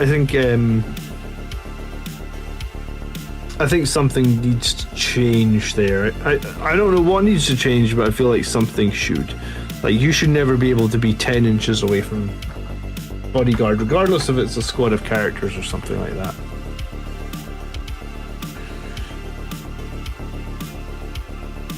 Dante deserves better than Primaris. Well, I mean, he deserves something, right? Why the hell is Valoris cheaper than Dante? Yeah, I mean, like, if you just look at the stat line, it's just nuts. Why is he cheaper? I think if Dante is balanced at 165 points, Valoris should honestly be like 220 maybe. Yeah, another option I guess is Dante could just die trying to do the Primaris, trying to do the Rubicon, right? And we just get a new Primaris chapter master because our chapters kind of like dwindled a bit because of the high fleet Leviathan nonsense, right? That could be an option as well. Sanguinius stat line is movement 0, weapon skill 0, ballistic 0, toughness 0, wound 0.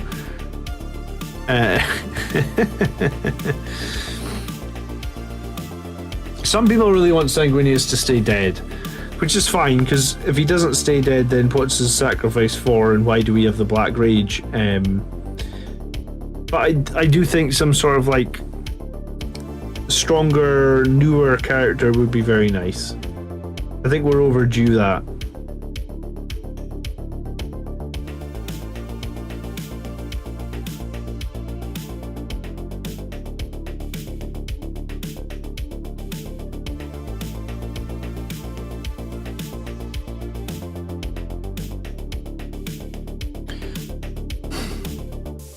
To be fair, Dante has always been pretty poor. I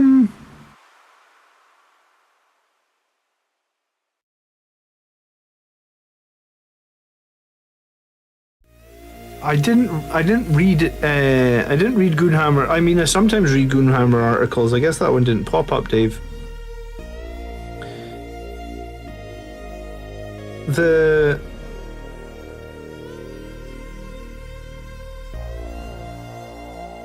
I mean, Dante was better in previous editions, but I mean, I guess he's just a victim of the times, you know, like he was originally released like 20 years ago, and like his rules kind of say that, you know, like they just sort of stuck in the past, I guess.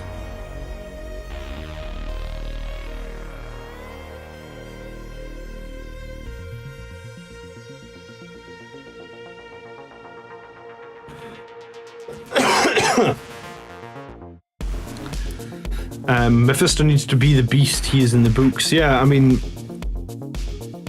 both, I guess, Mephisto and Dante, I think, are quite a bit stronger in the books than they are on the table right now. Mephisto used to be a beast, though. You know, like, he used to have so many more abilities, and he used to have an invulnerable save, and he used to have, like, a special mastercrafted plasma pistol. It's like, he's just been diluted over time. And I'm not even really sure why he's been diluted. Like, it feels like there was almost no reason for the need for him to be diluted.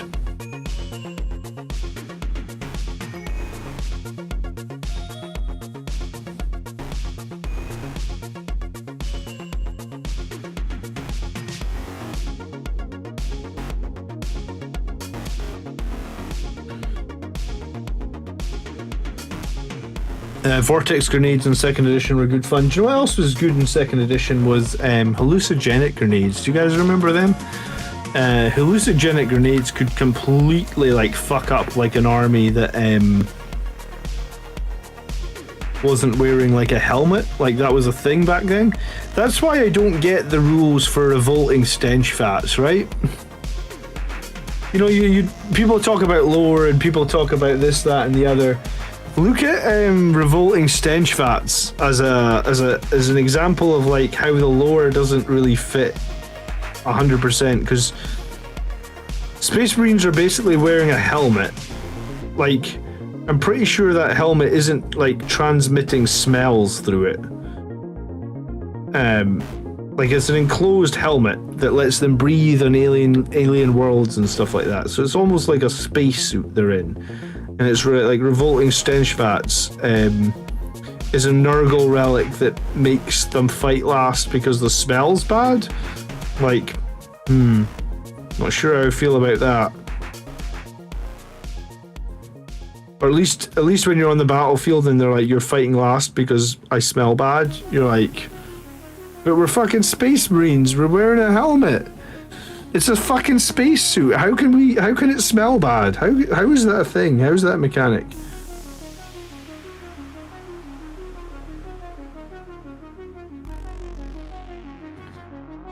So bad that it can't be filtered, but I don't even think I mean, like, it's not like they're getting any of the air outside, right? It's like they've got a backpack that's like giving them air. It's like saying like a diver underwater can smell,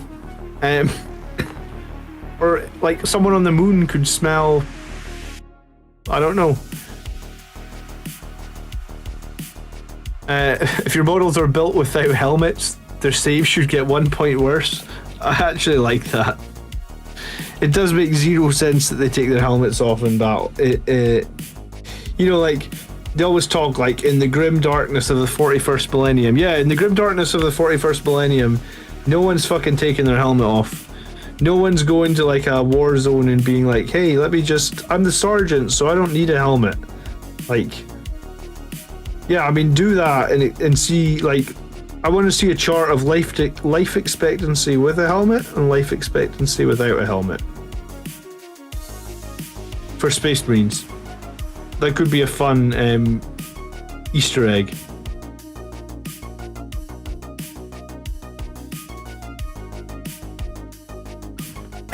PPE is important. Good evening, Atlantic. How are you doing? Maybe the model is represented as a bagpipe and it's annoying as fuck, says Dave. Dave, how dare you? How dare you? The bagpipe is a very nice instrument. No one ever heard a bagpipe and said, oh my god, that's annoying, surely. But now that you've said it, now I want a model that has a bagpipe that annoys other players somehow.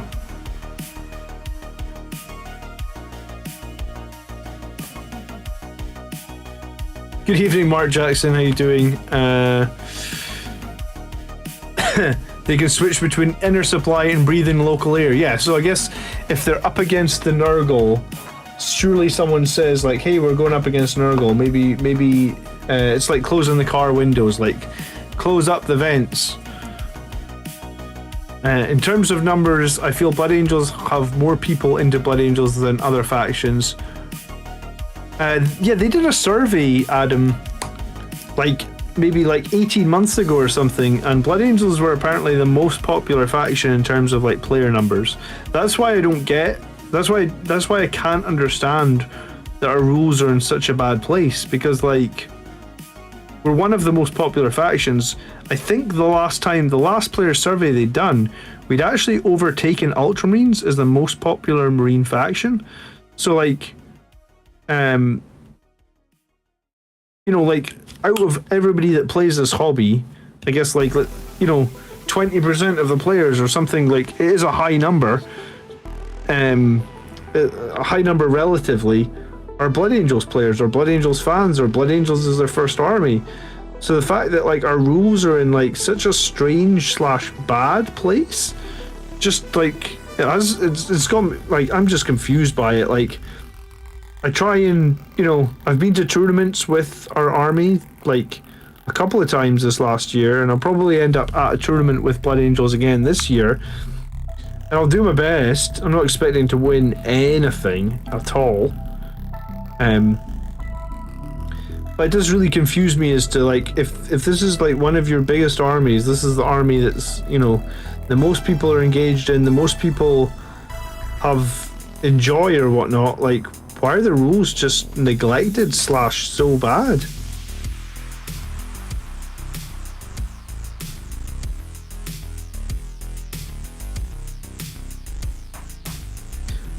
I made a joke the other day to Andrew because A Sloppity Bilepiper is the one that plays the bagpipes. Yeah, you're right, actually. We do have a Sloppity Bilepiper.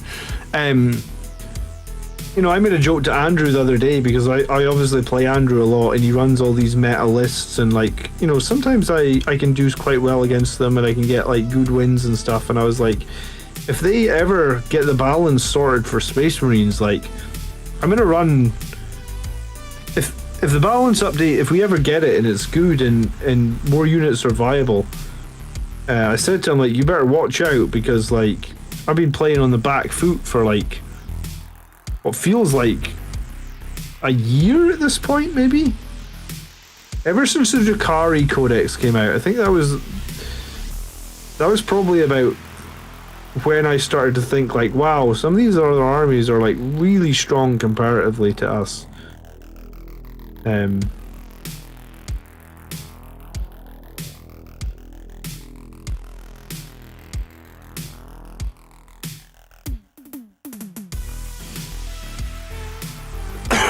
Steven says, I'd rather lose all the time with Blood Angels than win with anything else.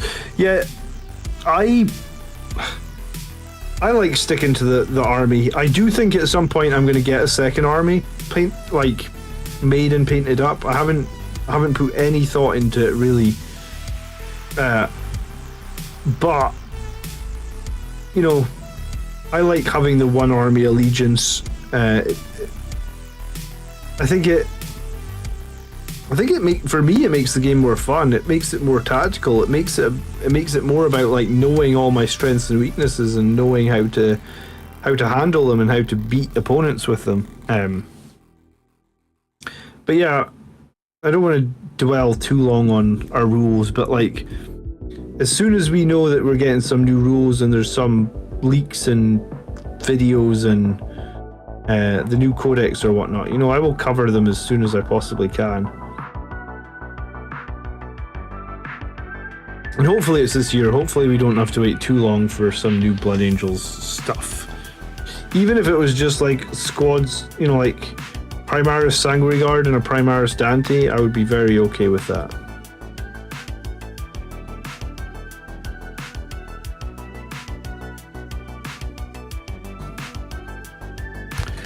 Oh, shit. Better not knock my camera.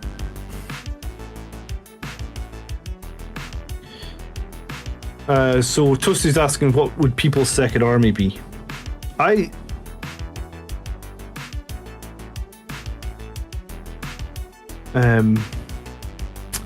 can't decide on a second army. I'm gonna do probably like some sort of Blood Angels commission this year, where like I get a couple of pieces of armor painted for me, because like with the kids, I literally just don't have the time. Well, the kids and making YouTube videos, I don't have the time. So I'm gonna probably do a couple of small, but you know, my focus is still 100% Blood Angels.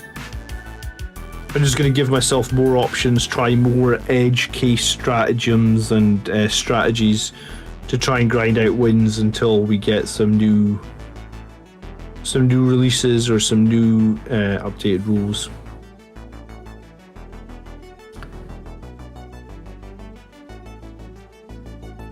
Sisters are a good army right now. Like I think Sisters are still solid. Even with their points increases, I still think Sisters are a good army.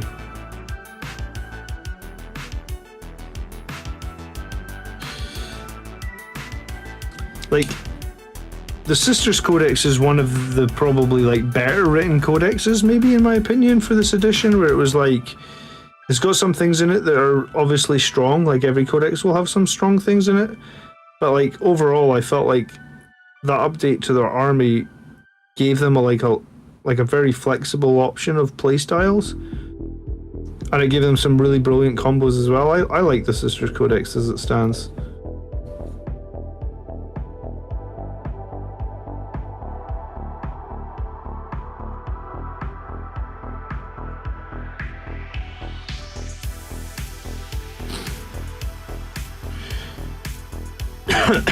Thematically, my second army would be High Fleet Leviathan, probably Crusher Stampede, so I have fewer models. I was gonna say, like, Tyrannid's like thick city sort of style at the moment is very strong as well, isn't it? Tyrannid's is the next codex though, right? So that'll be interesting to see.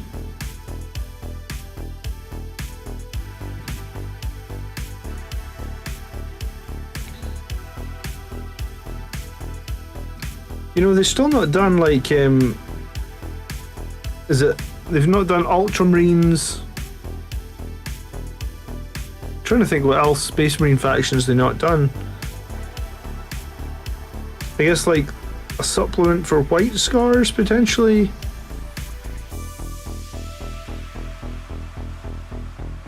What other Space Marines have they not done at the moment?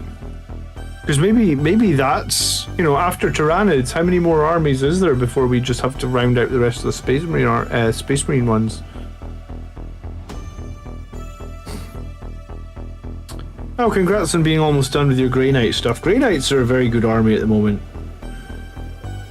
I really enjoyed my like baptism of fire against them at that tournament. I want to get a rematch against Grey Knights at some point and try and do better than I did, because I let myself down at the final table at that GT.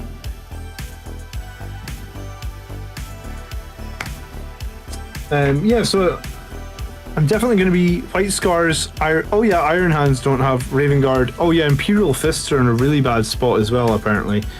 If you look at Meta Watch, that shows like competitive win rates, like Blood Angels were really low, Imperial Fists were really low as well. Imperial Fist chapter tactic leaves a lot to be desired at the moment, I think. Like I don't think it's strong at all. I guess like our chapter tactic is strong, but there's like a lot of things that can counter it now, which in some ways, if your chapter tactic can be countered, then I don't think they should be counterable, the chapter tactics.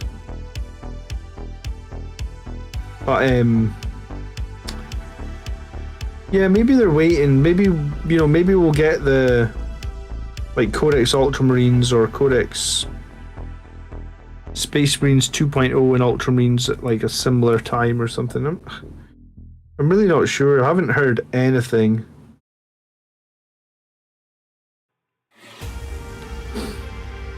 But I do think like Marines are in a tough spot, I guess.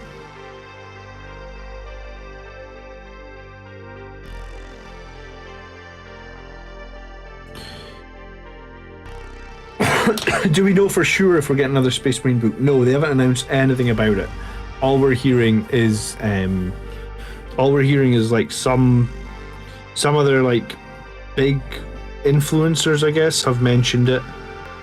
But I'm like 90% sure Games Workshop haven't mentioned it, and yeah, I mean, we have no time scale on it whatsoever, I think.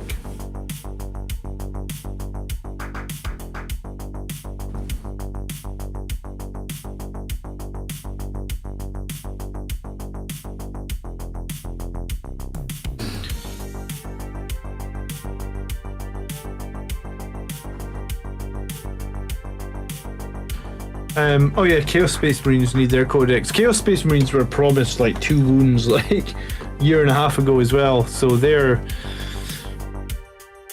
surely going to get their book first as well.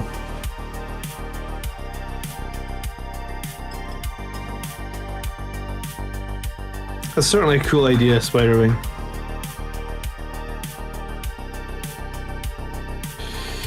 Yeah. It's gonna be an interesting year. I guess if we do get a new book, then we'll be top of the pile again for a little while, because I imagine, based on the strength that all the other books have been coming out, who knows what will come out. So it's exciting to think that might happen.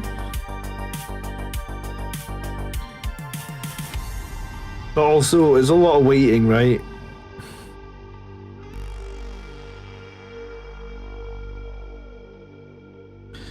The rumor is Codex World Eaters is coming as well. Yeah.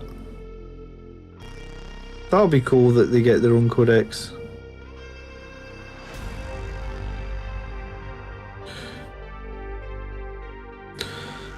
Someone said that what they wanted to see was like a Black Templar-esque refresh for Blood Angels. And I could totally get on board with that. The Black Templars didn't get that much, right? Like, they got a bunch of new characters, or... yeah, like, some of them were new characters, I guess. some of them were just like upgrades to existing characters, and then they got like the one squad of guys, like the... Oh, I forget what the name of that squad is. Crusaders, isn't it?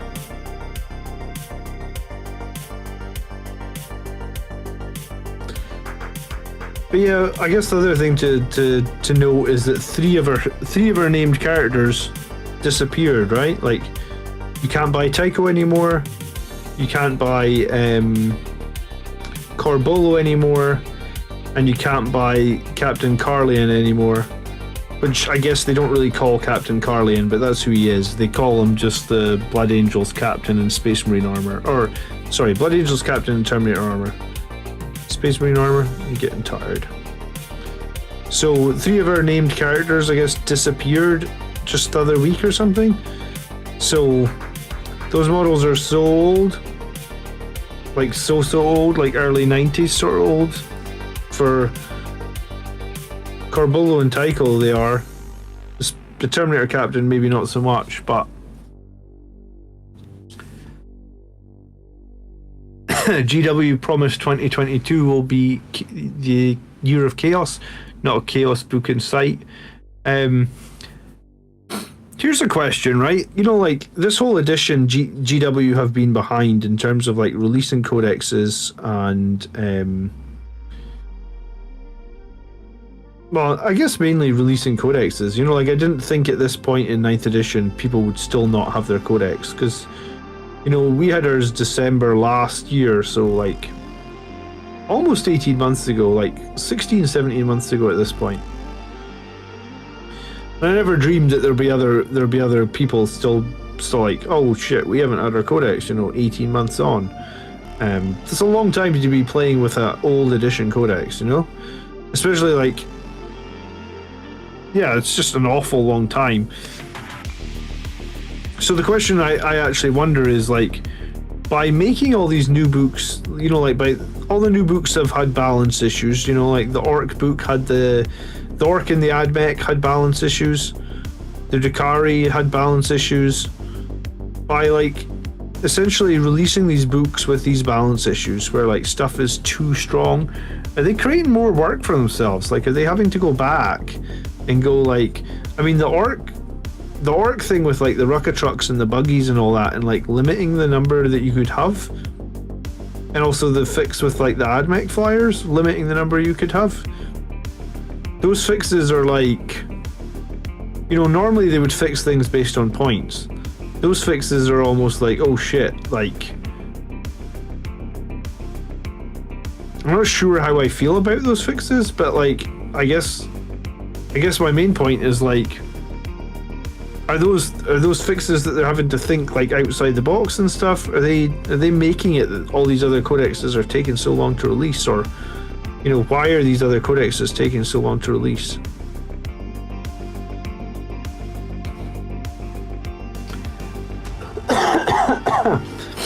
Do you think we'll get 10th edition next year? I don't know. It was like 2 and a bit years between 8th and 9th, so it would be, you know, it would be 2 and a bit years again, if we look at like next summer, right? Or even this summer? Not with that many codexes still to come, Mark. And if that's how long it's going to take them to get, you know, like, if it's at the point now where it's going to take like 25, 30 months to roll out all the codexes when they do a new edition, I'd be saying, like, don't do new editions, just try and balance what you have then, because if you have a bad book, like, and you're stuck with it for 30 months, I mean, part of it could be that they want you to pick up a second army, but like, I'd argue if you're a Space Marine player, like, there's so many units that we can buy, there's so many Forge World stuff that we can buy, like, I don't know how you, well, yeah, you could be a very, very quick painter and you could find the time, but for me, it's twofold. It's like finding the time to paint another army, and and also finding the money to paint another army. Like, it's a big expense to get an army. Like, you know, it's like $500. And it's going up all the time, right? Because I guess you know, like the state of the world right now, everything is going up in price all the time. So like, at what point, you know, 30 months with a below average book.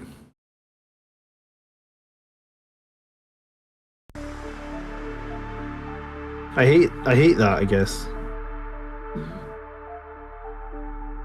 I really wish the balance could, like, that's my biggest gripe right now in the hobby, is like, I don't like the balance, or I don't like how they're doing balance. And you know, they've tried to improve it with these balance data slates, but like, it's all great to say like, hey, we're gonna do this balance data slate every 3 months, you know, you won't have to wait long for stuff. And it's like, but you didn't address any of the stuff that's totally useless. You just left it, you know?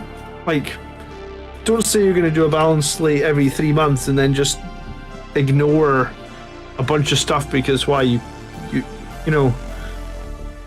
Like, I made a video on like battle predators and just like, they're crap. They're, you know, compared to what's in the meta right now, they're just not good at all. And it's like, I made a video on it.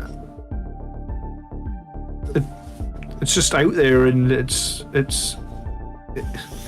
is what it is, I guess. And the Psychic Awakening books did help in 8th edition to sort of start, you know, they were a good tool that they used to help balance stuff. That is a good point. Will we see Psychic Awakening this?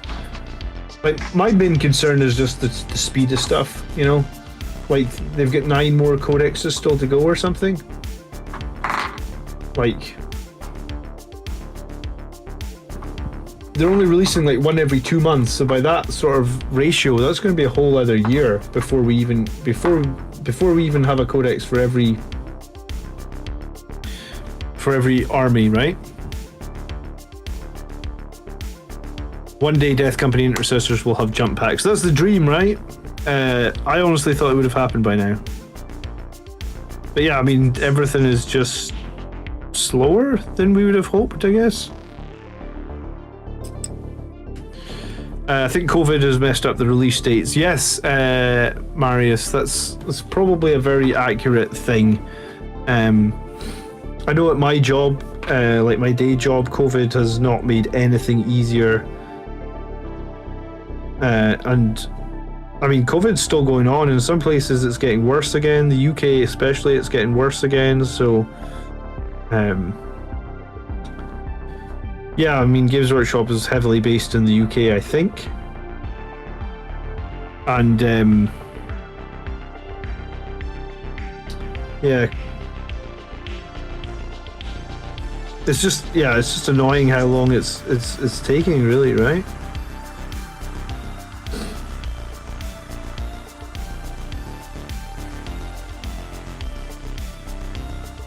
The whole Codex thing is so outdated. You know, Life or Life?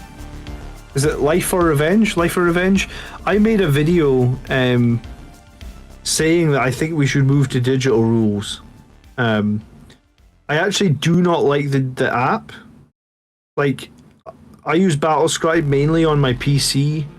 I'm maybe a bit like, I feel like I'm probably an old man now, right? Like, I'm 38, I think, maybe 39 this year. And one of the things that I detest more than anything is to try and use the internet on a phone. I mean, if you have to look up something on your phone, it's fine. But if you want to, like, quote unquote surf the web, I fucking hate doing that on my phone. I just feel like it's so much faster if you've got a mouse and keyboard, right? So if I'm building my army, I would like to build it on a PC with a decent sized screen and be able to, like, look at it all. And, like, maybe I'm old fashioned for wanting a PC with a mouse and keyboard, but, you know, like I hate the GW app. Maybe it's better if you've got, like, a really big iPad or something, but for me, I want to, you know, like, that's probably why I still build my army. Like, I have the GW app, I pay for Warhammer Plus, but I still build my army list in Battlescribe. because I like to do it on a big screen where I can see everything, right? Oh, you're 54, Vidaga. Wow, I would have never guessed. Internet is deceiving in terms of ages, I guess. But yeah, so well, you hopefully you feel the same way as me. Like it's so I would like to get away from codexes for sure, where it was like digital releases and they could do it much quicker. But there's two huge problems with the digital release. One, I suppose, is like Games Workshop probably, I have no idea the figures, but they probably make a lot of money selling books, right? And they could probably still do it, right? They could just have a lower book every edition, you know, like a Blood Angels lower book, pad it out a bit, get like one of the authors that's big into the Blood Angels to, you know, like write a story or two, like maybe even have like some sort of like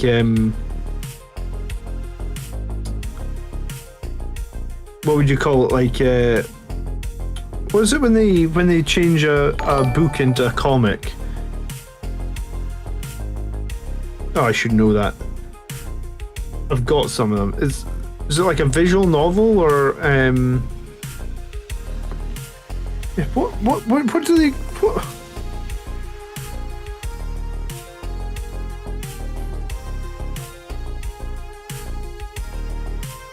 I'm drawing a blank. It's 5 to midnight. I'm actually really tired. I didn't get a lot of sleep last night with my daughter, so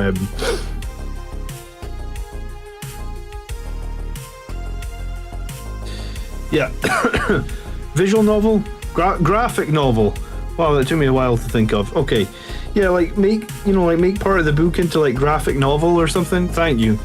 And still sell a book like that, but move the rules into like some sort of much better put together app that's, yeah, by all means have the app available on people's phones, right? I get it that a bunch of people like to use the apps and stuff on their phones. I'm not against people having that. I'm just saying, like, make the desktop experience really good as well, so that people that want to do that can do that. And I think that would be my ideal. And then we wouldn't have this sort of like you know, like what I was saying, like 30 months of a crappy rule set. Like it's just not good enough, I guess, right? Like, and yeah, you could argue that like if your rules are bad for 30 months, there's a chance you'll go on and play another faction. Yeah, sure. But it doesn't feel good. It doesn't feel good to have like, you know, 10,000 points of a faction played and be like, oh, I can't play that faction right now because no one can be bothered to make the rules good. Like it just feels like hashtag feels bad, man.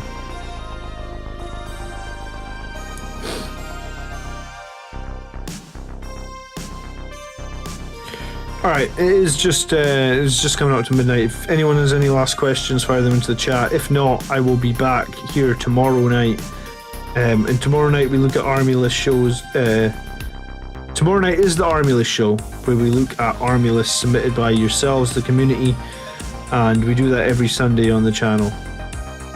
We usually live for about 90 minutes, starting about 9:30 UK time.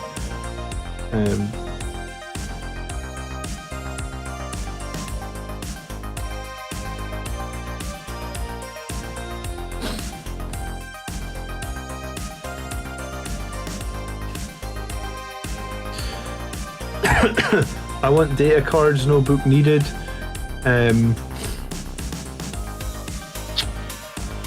Yeah. When's the painting competition show? Soon. I'm going to announce an end date this week, and then I'll try and find out I'll try and speak to the people that I want to judge it and see if we can find a time where we can all get together.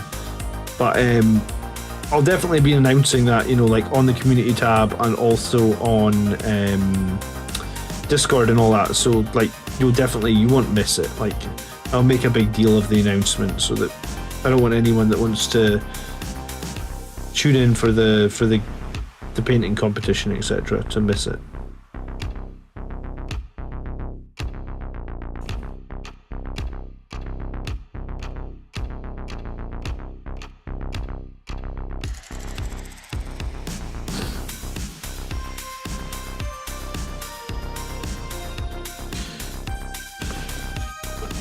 All right, I think that's going to be about the end of tonight. If you are new here and want to see more Blood Angels content every week, please consider subscribing or following if you're over on Twitch. I really do appreciate it.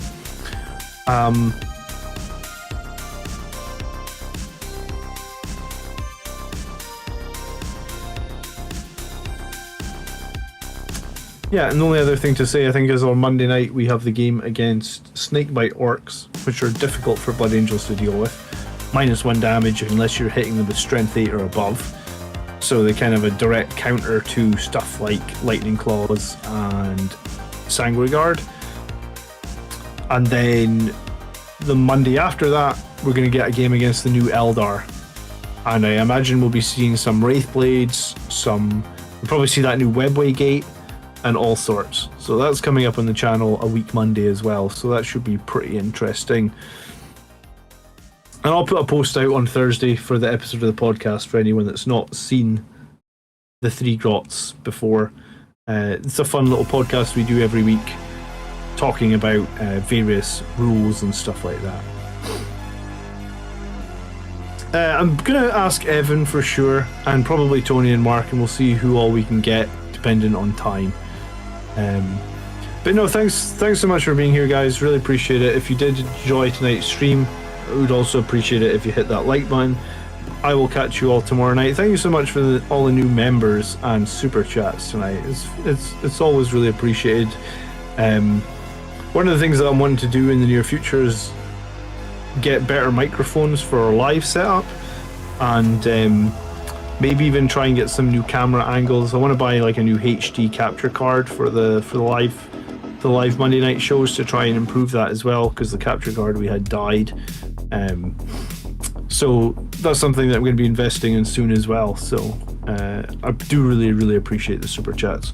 I hope you enjoy the rest of your evening. I will catch you tomorrow night. By the blood are we made strong, brothers. Peace.